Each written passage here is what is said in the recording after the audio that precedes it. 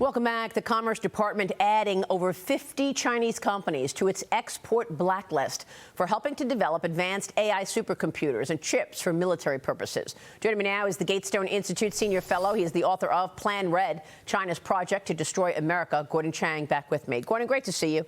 Thank you so much for being here. What do you see as the impact of adding these Chinese companies to the export blacklist?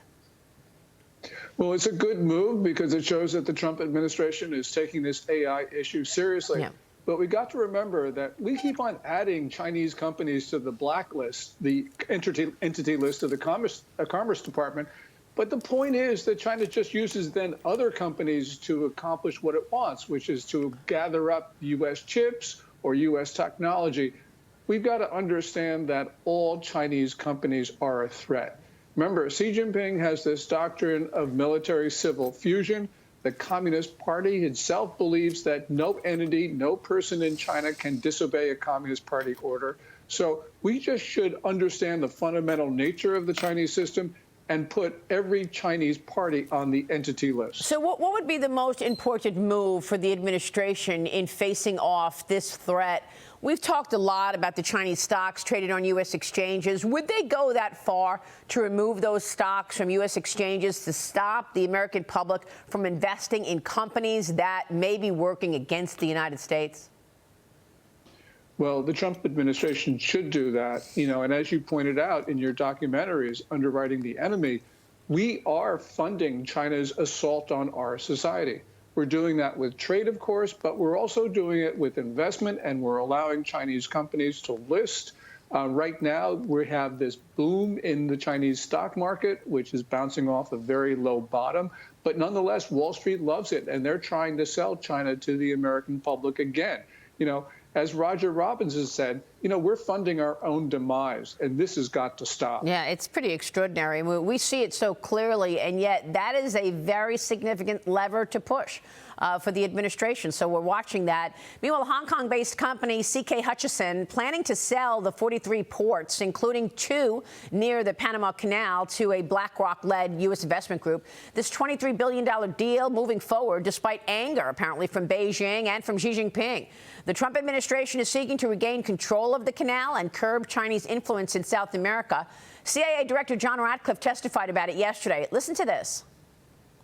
Director Ratcliffe, China's influence on the Panama Canal has increased since 2017.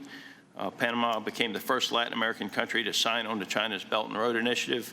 Can you talk about not just China embedding itself into the various canal-related sectors and operations, but what other areas in Central and South America have China and others increased their presence? The PRC throughout Central and South America continues to attempt to use its soft power to gain a foothold. They use direct aid to countries that need it.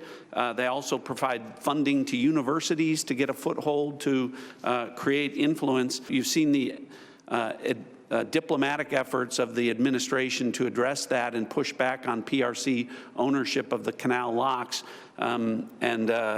But that ties into what the IC is doing. Gordon, this is a very well methodical plan by China to intercept very important shipping lanes. Your reaction to all of this?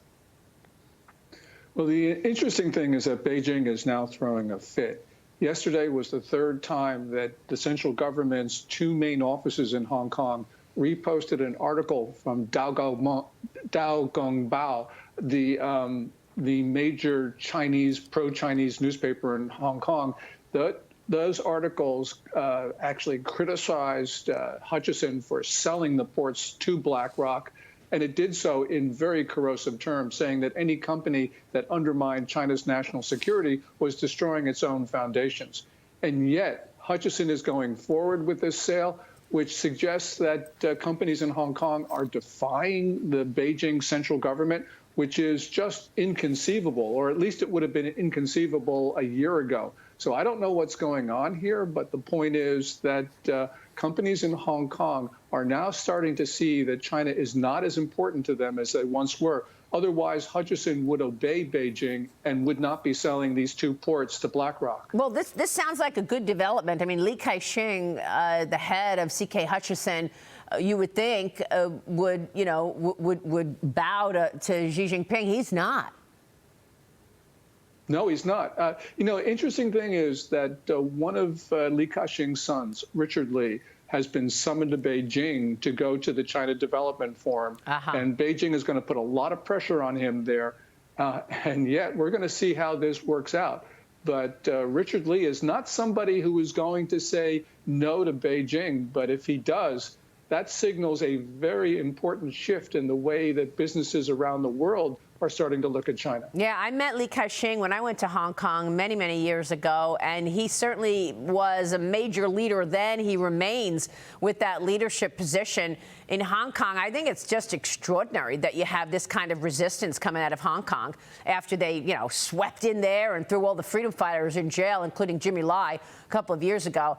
So we'll keep a focus on that, Gordon. That's a very important point that you make. You have an op-ed in The Hill about how President Trump may be pushing South Africa closer to China, though, and that it might not matter in the long run. Tell us why.